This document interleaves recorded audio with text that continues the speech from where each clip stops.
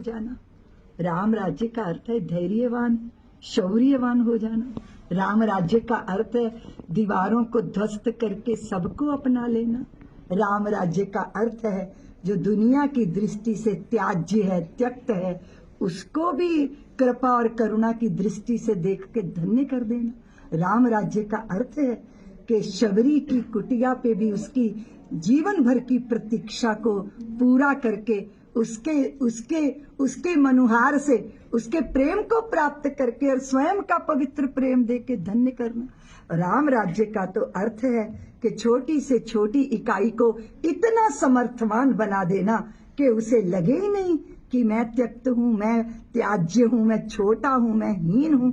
राम राज्य का तो अर्थ है सुतीक्षणों, सरभंगों, केवटों, निषादों और अपनी पत्नी से वियुक्त किसी सुग्रीव की पीड़ा को समझ लेना और उस पीड़ा का निदान कर देना। राम राज्य का तो अर्थ है कि कोई बड़ा पदों पे बैठा हो, बहुत बड़ा शासनाधिकारी हो, बहुत बड़ी उसके पास सामर्थ्य हो, यहाँ तक कि सोने की लंका हो, लेकिन अगर वो कुकर्म करता है, अगर वो दुराचरण करता है, उसके विरुद्ध खड़ा हो जाना। और फिर समर्थ नहीं है स्वयं में, नहीं, सबको संगठित करके उसके विरोध करने के लिए उसके गूंगे को वाणी दे देना। राम राज्य का तो अर्थ यही है कि अंतिम व्यक्ति तक भी दृष्टि जाना कि सेतु वंदन हो रहा है, बड़े बड़े योद्धा पाषाणों को तैरा रहे हैं पानी के ऊपर और प्रभु की दृष्टि उस गिलहरी पर है जिसकी ना सामर्थ्य ज्यादा है ना योग्यता ज्यादा है,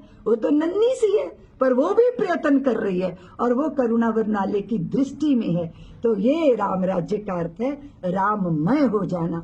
इसलिए जब ऐसी चित्त की दशा होगी तो आप देखो कि कभी कोई व्यक्ति अपने भाई को कचहरी में धूल तो नहीं चटाएगा, कोई अपने माँ पिता को वृद्धाश्रम तो नहीं भेजेगा, कोई पति पत्नी कोर्ट के चक्कर तो नहीं काटेंगे, शरीरों तक की कहानियां नहीं होंगी, आत्माएं और भावनाएं, ये जो है भावनात्मक आत्मिक संबंध, उनका पोषण होगा।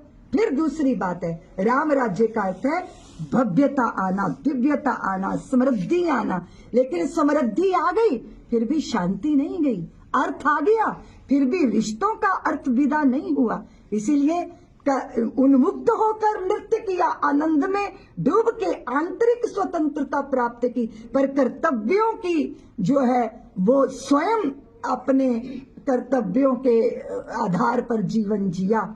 इस तरह की भावों के साथ राम राज्य आएगा।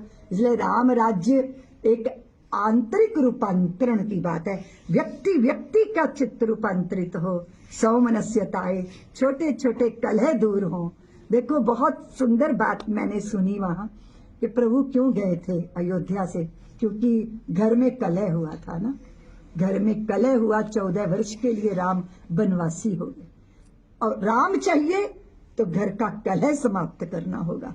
छोटी शुद्र भावनाओं से विराट भावों में, अपनी निजी स्वार्थों में, निजी मान अपमान, निजी स्वार्थ और इससे ऊपर उठकर सोचना होगा, तभी तो आनंद रूपी राम घर में होंगे।